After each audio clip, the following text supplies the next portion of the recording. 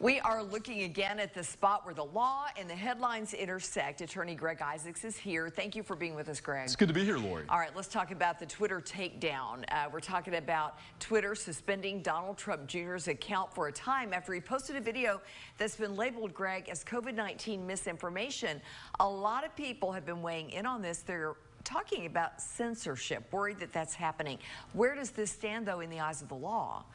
Well, it's evolving, Lori, and Twitter has a number of policies regarding hate speech, obscenity, speech that is harassing in nature, and also misinformation. But where this is so sensational is who draws the line on what is misinformation.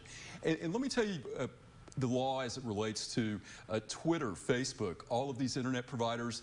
We have the Communications Decency Act that was enacted in 1996, and it protects them from hosting, removing, or modifying posts when they feel it may be inappropriate if they do it in good faith. But here's the issue.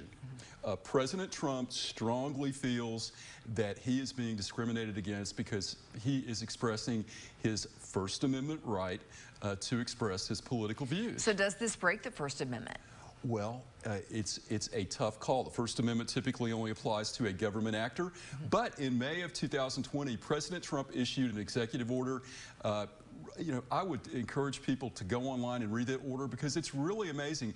It talks about our founding fathers and that political speech and debate is the bedrock of our democracy. And he says this is the platform and forum I want to use, and it's no different than being in a town square. It's no different than speaking at a university, in your home, debating political discourse. And he says I'm getting picked on, and he wants to modify the Communication Decency Act to prohibit political discrimination. So I think as the campaign heats up, you're going to see a battle line drawn between whether Twitter, Facebook, and other outlets can limit political speech. And it's interesting, Lori, what is misinformation and who makes the call? Right. I mean, you're talking about medical opinion versus peer-reviewed studies. You could make that argument. And you can just flip through Twitter or Facebook or all that, and you see some of the most bizarre things on the face of the earth. So really interesting.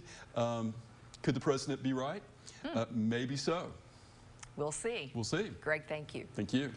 All right, if you have a question for Greg, send an email to askisaacs@wate.com, and be sure to tune in to WATE 6 on Your Side News at 5:30 every Wednesday to see if he answers any of your legal questions.